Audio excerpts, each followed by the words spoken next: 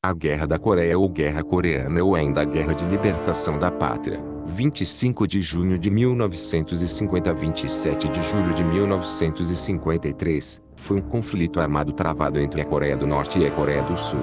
No contexto macro da Guerra Fria, as Nações Unidas, com os Estados Unidos como sua principal força, vieram em ajuda aos sul-coreanos. A China, por sua vez, interveio em favor do Norte, com a União Soviética lhes dando apoio logístico e político. A Coreia foi governada pelo Japão desde 1910 até o final da Segunda Guerra Mundial. Em agosto de 1945, os soviéticos declararam guerra contra os japoneses, como resultado de um acordo feito com os Estados Unidos, e libertaram o norte do Paralelo 38. Tropas estadunidenses, logo em seguida, se moveram para ocupar o sul da península. Em 1948, como resultado do início da Guerra Fria entre os Estados Unidos e a União Soviética, a Península Coreana foi dividida em duas regiões, com governos separados. Representantes da Zona Sul, capitalista, de influência americana, e da Zona Norte, comunista, de influência soviética, afirmavam, cada um, ser o legítimo governo da Coreia,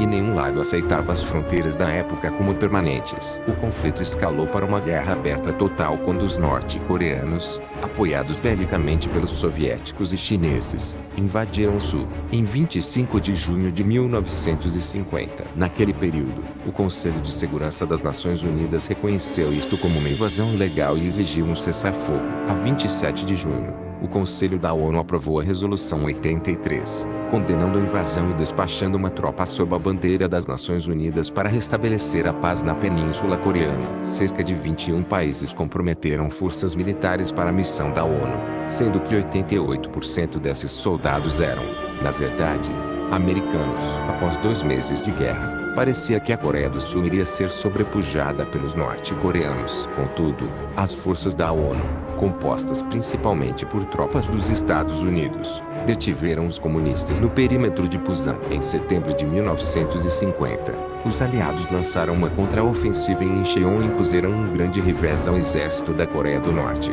utilizando de sua superioridade bélica e de recursos.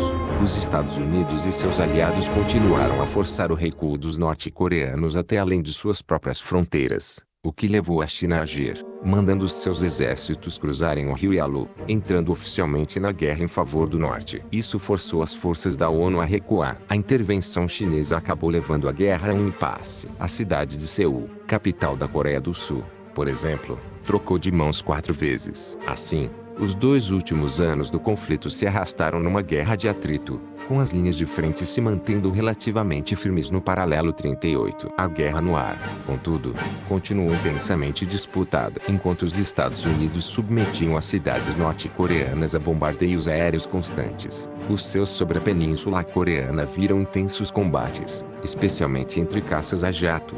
A primeira vez que isso aconteceu na história. Pilotos de todo o mundo comunista lutaram ao lado do norte, enquanto pilotos ocidentais, a maioria americanos e europeus, apoiavam os sul-coreanos. Algumas das maiores batalhas aéreas aconteceram na chamada Alameda dos MiGs, onde dúzias de aviões foram perdidos, por ambos os lados. A luta se arrastou por 3 anos até que, em 27 de julho de 1953, um armistício foi assinado. O acordo firmou a zona desmilitarizada da Coreia a fim de separar o norte e o sul, e permitiu a troca de prisioneiros. Contudo, nenhum tratado de paz formal foi assinado entre as partes envolvidas, o que faz com que as duas Coreias estejam, tecnicamente, ainda em guerra. Desde então, ambos os países continuam com provocações mútuas e até atos de violência, com os governos nutrindo muita animosidade um pelo outro. Em abril de 2018, os líderes das duas Coreias se reuniram na zona desmilitarizada e concordaram em trabalhar para assinar um tratado de paz para encerrar oficialmente a guerra. Após derrotar a dinastia Qing na Primeira Guerra Sino-Japonesa, 1894 a 1896, o Império do Japão ocupou militarmente a Coreia, uma península estratégica na esfera de influência regional. Uma década mais tarde, os japoneses derrotaram a Rússia Imperial na Guerra Russo-Japonesa, 1904 a 1905, e tornaram a Península Coreana seu novo protetorado, pelo Tratado de Eosa, em 1905. e então assinaram o Tratado de Anexação Japão-Coreia em 1910. A Coreia ocupada era considerada parte do Império Japonês como uma colônia industrializada, como parte da esfera de coprosperidade da Grande Ásia Oriental. Em 1937, o governador da Coreia, o general Jiro Minami, iniciou um processo de assimilação cultural dos 23,5 milhões de coreanos ao banir o uso e o ensino da língua local, proibindo a literatura nacional e promovendo a repressão cultural, implementando à força na sociedade coreana os ensinamentos e tradições japonesas. Em 1939, a população passou a ser obrigada a adotar nomes japoneses sob a regra Soji Kaimei. Em 1938, o governo colonial instaurou programas de trabalho forçado. Durante a Segunda Guerra Mundial, os japoneses usaram a comida, a pecuária e metais coreanos no esforço de guerra. A presença militar japonesa no país aumentou de 46 mil soldados em 1941 para 300 mil em 1945. O Japão alistou 2,6 milhões de coreanos como força de trabalho. Cerca de 723 mil pessoas foram enviadas para trabalhar em territórios ocupados pelos japoneses no exterior. Em 1942, homens coreanos passaram a ser alistados à força pelo Exército Imperial Japonês. Em janeiro de 1945,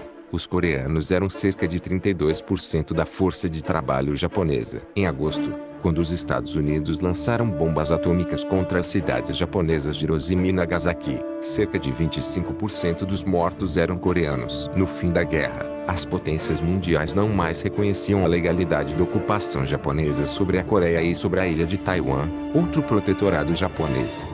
Em novembro de 1943, em uma conferência realizada no Egito, a República da China, o Reino Unido e os Estados Unidos decidiram que a Coreia se tornaria uma nação independente após a guerra. Na Conferência de Alta, feita em fevereiro de 1945, foi acertado que o país entraria para a zona de influência soviética, em troca do apoio destes na guerra contra o Japão ao fim da Segunda Guerra Mundial. O Exército Vermelho ocupou boa parte do norte da Península Coreana, como havia sido acertado em acordo com as potências ocidentais em 26 de agosto de 1945, mas detiveram seu avanço no paralelo 38 e esperaram a invasão americana no sul do país.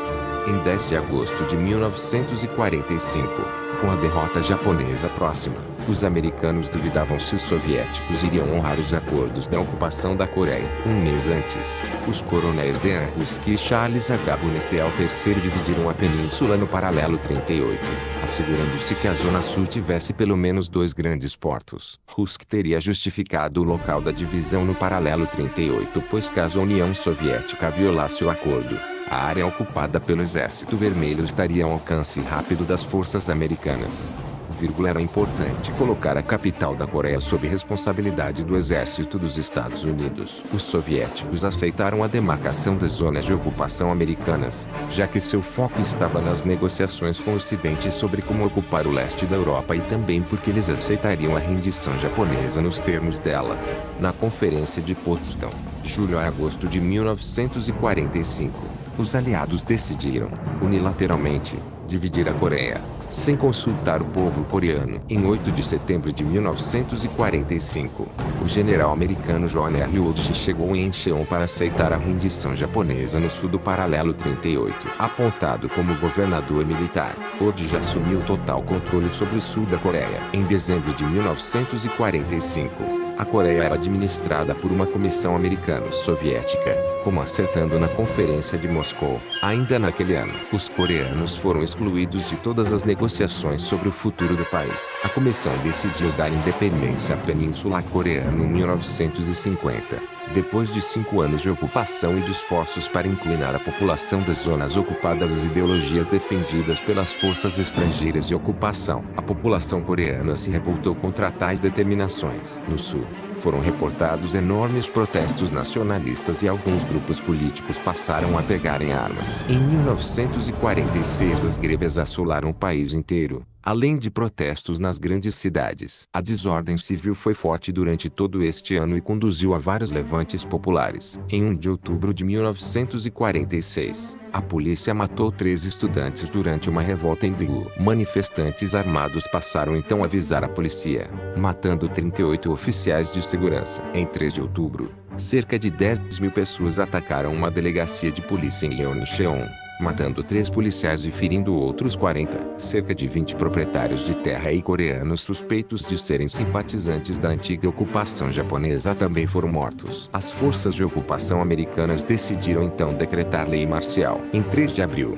uma grande revolta explodiu na Coreia. A insurreição de Jeju, que terminou com cerca de 60.000 pessoas mortas. Com a recusa da União Soviética de permitir às Nações Unidas de supervisionar as eleições para uma Coreia unida. Em 10 de maio de 1948, a Coreia do Sul convocou sua primeira eleição nacional, a que os soviéticos se opuseram. Em 25 de agosto, foi a vez da Coreia do Norte ter eleições gerais. 35, com apenas um candidato por distrito eleitoral. A afluência às urnas foi relatada de 99,97%, com 98,49% de votos a favor dos candidatos apresentados.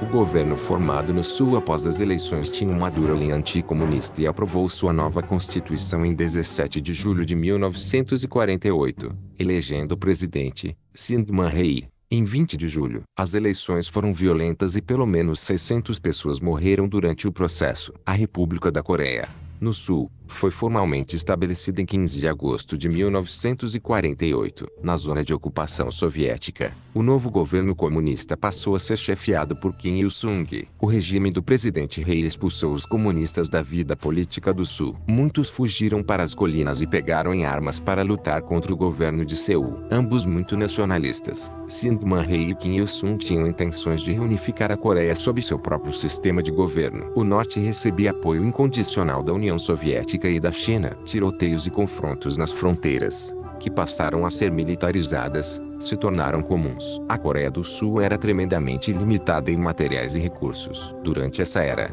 o governo americano presumiu que os comunistas, independentemente da nacionalidade, eram diretamente controlados ou influenciados por Moscou. Assim, os Estados Unidos viam a guerra civil na Coreia como uma manobra de hegemonia por parte dos soviéticos. No fim de 1948, os soviéticos retiraram seus exércitos do norte, como era previsto nos acordos feitos com o Ocidente. Tropas americanas se retiraram do sul em 1949, deixando as forças militares sul-coreanas despreparadas e mal armadas, ao contrário dos vizinhos do norte que estavam fortemente armados com equipamentos russos. Primeiras ofensivas no começo de 1950. Kim Il-sung viajou para Moscou e para Pequim à procura de apoio para a guerra iminente. A União Soviética ficou bastante envolvida com a militarização da Coreia do Norte e seus planos para uma ofensiva contra o Sul. 44. Mao Tse-tung transferiu 50.000 soldados do Exército de Libertação Popular de etnia coreana, juntamente com seus armamentos, para a Coreia do Norte. 45. Meses antes dos primeiros ataques do Norte, a agência de inteligência americana notou uma enorme mobilização militar por parte das Forças Armadas da Coreia do Norte, mas pensou que era apenas uma medida defensiva e concluiu que uma invasão era improvável. Sob o pretexto de estar retaliando supostas pequenas incursões de soldados do Sul na fronteira, o exército norte-coreano cruzou a fronteira do paralelo 38, com a proteção de artilharia pesada, em 25 de junho de 1950. Os norte-coreanos haviam declarado que as tropas do exército da Coreia do Sul, sob comando do presidente Syngman Rhee, haviam cruzado a fronteira primeiro e que, por isso, eles pretendiam prender e executar Rhee. As forças armadas de ambos os países já haviam se atacado em pequena escala pela fronteira antes da guerra. A luta começou na península de Ongjin, no oeste, onde os sul-coreanos alegaram ter tomado a cidade de Aiju e rapidamente se tornou um combate em larga escala por toda a fronteira. Isso levou a crer, para alguns especialistas, que foi o Sul que começou a guerra. A força invasora norte-coreana somava mais de 200.000 homens, enquanto as forças de defesa do Sul tinham ao menos 100.000 soldados. Em 27 de junho, frente à bem-sucedida ofensiva inicial por parte das tropas do Norte, o presidente sul-coreano, Rhee, ordenou a evacuação da capital Seul. Antes de fugir, ele ordenou o que ficou conhecido como os massacres das Ligas Podol, em 28 de junho, onde pelo menos 100.000 suspeitos de simpatia com o comunismo foram executados sem julgamento. Em 28 de junho, A Coreia do Sul bombardeou as pontes sobre o Rio Han para evitar o avanço das forças do norte. Contudo, Seul foi tomada no mesmo dia. Os norte-coreanos então mataram mais de 1.000 pessoas em um hospital universitário no meio da capital, onde membros feridos do governo do Sul estavam. Alguns integrantes do Congresso Nacional do Sul permaneceram em Seul e 48 declararam lealdade ao regime comunista do norte. O governo do presidente americano Harry Truman se viu numa encruzilhada. Antes da invasão, a Coreia não era considerada importante no panorama de influência da Secretaria de Defesa dos Estados Unidos. Os estrategistas militares ocidentais se preocupavam mais com a segurança da Europa contra um ataque da União Soviética. Ao mesmo tempo, os americanos se preocupavam com a possibilidade de que uma guerra na Península Coreana poderia tomar proporções maiores se os chineses ou os soviéticos decidissem intervir militarmente no conflito. Em 25 de junho de 1950, o Conselho de Segurança das Nações Unidas aprovou, por unanimidade, a Resolução 82, condenando a invasão da Coreia do Norte contra seu vizinho do Sul. 2 dias depois, foi aprovada a Resolução 83 que autorizava uma intervenção militar para pôr fim no conflito. No mesmo dia, o presidente dos Estados Unidos, Harry Truman, autorizou que a Força Aérea e a Marinha Americana atacassem alvos na Península Coreana para apoiar o Sul, o que foi condenado pela União Soviética. O comando da Força Expedicionária Americana ficou a cargo do general Douglas MacArthur. Em agosto de 1950, o Congresso dos Estados Unidos aprovou um orçamento inicial de 12 bilhões de dólares para gastos militares neste conflito. Os americanos também começaram a transportar enormes quantidades de armas e equipamentos para os sul-coreanos. A batalha pela cidade de Osan foi o primeiro grande combate para as tropas terrestres americanas, mas o pequeno grupo de soldados foi repelido e 180 militares foram mortos, feridos ou capturados. As forças da Coreia do Norte continuaram a avançar para o sul,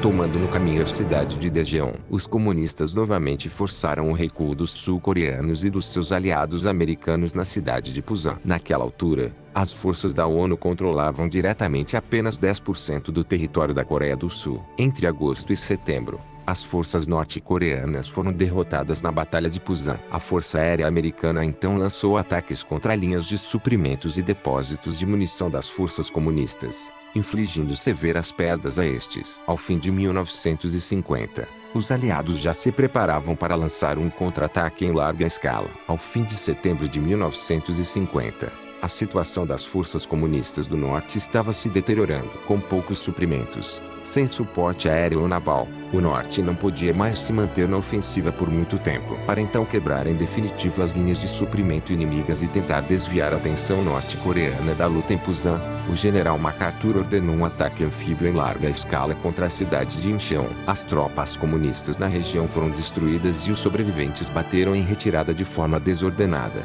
Neste momento, os russos aconselharam o ditador Kim Il-sung a recuar para proteger a capital do sul, Seul. Já os chineses aconselharam um contra-ataque em Incheon. Contudo, os militares norte-coreanos já haviam sofrido pesadas baixas e não tinham condições de continuar a resistir. Em 25 de setembro, Seul foi recapturada pelos sul-coreanos. Os bombardeios americanos continuaram a causar severos danos nas forças comunistas e a liderança norte-coreana viu-se obrigada a ordenar a retirada precipitada de suas tropas do sul, para defender a capital Pyongyang. Em 27 de setembro, o ditador soviético, Joseph Stalin, principal aliado dos norte-coreanos, criticou a ineficácia dos exércitos do norte e também culpou seus conselheiros pelas recentes derrotas dos coreanos. Logo após as vitórias no sul, MacArthur recebeu autorização do presidente Truman para lançar incursões no norte. Em 29 de setembro, ele declarou reinstaurado o governo da República da Coreia do Sul e colocou novamente Syngman Rhee no poder. Após reconquistar o sul, as forças coreanas de Rhee começaram a lançar represálias contra simpatizantes do comunismo, massacrando pelo menos 600 pessoas. Em 30 de setembro, o primeiro-ministro chinês, Zhou Enlai, ameaçou intervir na guerra em favor do norte se os americanos cruzassem o paralelo 38. Zhou também aconselhou os norte-coreanos a recuar e combater em forma de guerrilha, mas o conselho foi ignorado. Em outubro, as forças comunistas da fronteira do paralelo foram expulsas de suas posições e os sul-coreanos os perseguiram rumo ao norte. Confiante na vitória, MacArthur exigiu a rendição incondicional do norte, mas recebeu uma recusa. A capital do norte, Pyongyang, foi tomada pelas forças da ONU em 19 de outubro de 1950. Percebendo que o momento da guerra agora era dos aliados, o general MacArthur acreditava que era preciso levar a guerra até a China. O presidente Truman discordou e ordenou que as forças americanas se detivessem na fronteira chinesa-coreana. Em 27 de junho de 1950, 2 dias antes da invasão norte-coreana e 3 meses antes da entrada chinesa no conflito, o presidente Truman despachou a 7ª Frota dos Estados Unidos para o Estreito de Taiwan, com o fim de evitar hostilidades entre a República Nacionalista da China, Taiwan, e a República Popular da China. Em 4 de agosto de 1950, com a invasão de Taiwan abortada pelo governo comunista de Pequim, o líder chinês, Mao Tse-tung, reportou ao Politburo que ele iria intervir na Coreia quando o seu exército estivesse pronto. A China justificou sua entrada na guerra como sendo uma resposta à agressão americana sob o disfarce da ONU. Kim Il-sung já havia apelado para Mao para que ele interviesse na guerra em seu favor. Enquanto isso, o ditador soviético, Stalin, disse aos seus conselheiros que seu país não iria interferir na Coreia, mas aprovou o envio de suprimentos aos seus aliados comunistas. Em 18 de outubro de 1950, Mao ordenou que 300 mil soldados chineses entrassem na Coreia. No dia seguinte, forças da ONU e da China já estavam trocando tiros na região de fronteira. Os soviéticos então decidiram mudar de postura e mandaram, além de mais suprimentos, esquadrões de sua força aérea para realizar ataques em solo coreano. Na Batalha de Onjong, as forças sul-coreanas foram massacradas pelos chineses. Em 1 de novembro, soldados da China e dos Estados Unidos travaram seu primeiro combate na guerra na Batalha de Unsan, vencida pelos chineses. O comando da ONU, contudo, não acreditava que esta intervenção realmente tinha sido em larga escala ou se ela era séria. Em 24 de novembro, o 8º Exército Americano lançou uma ofensiva na costa noroeste da Coreia do Norte, mas eles foram detidos pelos chineses. No dia seguinte, forças militares dos Estados Unidos, da Coreia do Sul e de alguns países aliados, como o Reino Unido, foram severamente atacadas por tropas chinesas na Batalha do Rio Chonchon. Neste combate, ambos os lados sofreram pesadas baixas. Os americanos tiveram ao menos 11 mil homens mortos, feridos, desaparecidos ou capturados. Os chineses perderam quase 40 mil homens, mas saíram-se vitoriosos e botaram em fuga as forças da ONU, que por sua vez, resolveram recuar para o paralelo 38 e restabeleceram uma nova linha defensiva. Ao mesmo tempo, um X-corpo do exército dos Estados Unidos foi atacado na região de Chosin Reservoir, onde uma batalha de 17 dias sob frio intenso se seguiu e terminou com mais uma vitória pírrica chinesa. Em meados de dezembro, as forças americanas já haviam se retirado para a fronteira entre as Coreias. Frente ao retrocesso inesperado, o presidente Truman declarou situação de emergência e deu prioridade máxima dos recursos militares disponíveis para a região.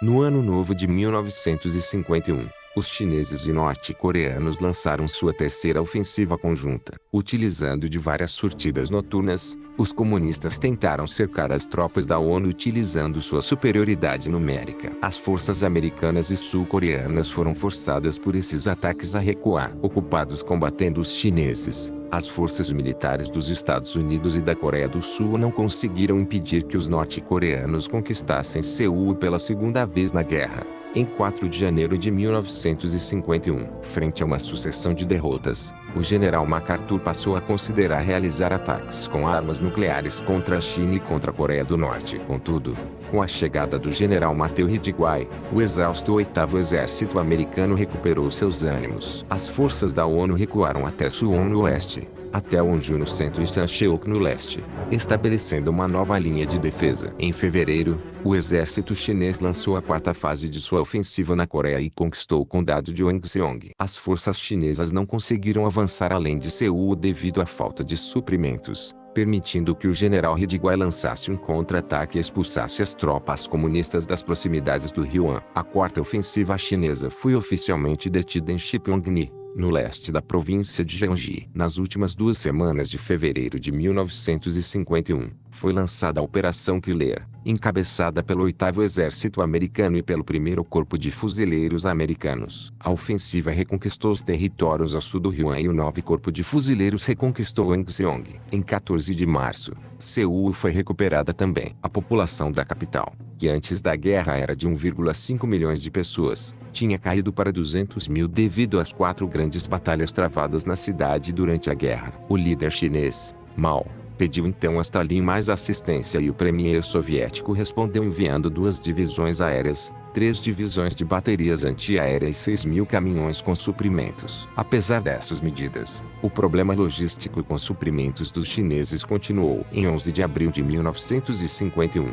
o presidente Truman decidiu dispensar o general Douglas MacArthur do cargo de comandante supremo das forças aliadas na Coreia. Vários motivos levaram a essa decisão. MacArthur havia cruzado o paralelo 38 com seus homens sob a impressão errônea de que os chineses não tinham de fato entrado na guerra, o que levou a uma série de derrotas por parte das despreparadas forças aliadas. O general também acreditava que a decisão de usar ou não armas nucleares cabia a ele e não ao presidente. MacArthur ainda ameaçou destruir a China se ela não se rendesse. Ele também acreditava que a vitória total sobre o inimigo seria a única saída aceitável. Mas Truman era mais pessimista sobre as chances de vitória na guerra na Ásia e pretendia eventualmente assinar um acordo de paz e ordenar uma retirada da Coreia.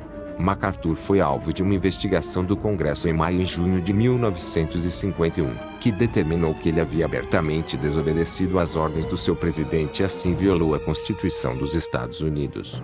O general Matthew Ridgway assumiu o comando geral das forças da ONU. Sua primeira atitude foi lançar um pesado contra-ataque no perímetro defensivo dos chineses e norte-coreanos que acabou sendo um sucesso. O general James Van Fleet assumiu o comando do 8º Exército Americano. Em março de 1951, 2 ofensivas aliadas conseguiram infligir pesadas baixas nos comunistas e forçar o seu recuo. Os capacetes azuis avançaram então até o paralelo 38 e cercaram os chineses, destruindo boa parte de seus exércitos. Em abril de 1951, os chineses lançaram uma contra-ofensiva, com quase 700 mil homens na linha de frente. Esse ataque foi detido pelos fuzileiros americanos nas batalhas de Kapyong e do rio Injin. Em 15 de maio, os chineses tentaram novamente avançar contra as linhas aliadas nas margens do rio Soyang. No dia 20 de maio, as tropas chinesas atacantes já estavam em retirada. Então o 8º Exército dos Estados Unidos lançou um ataque contra os chineses e norte-coreanos além do paralelo, mas não avançaram muito. A partir de julho de 1951,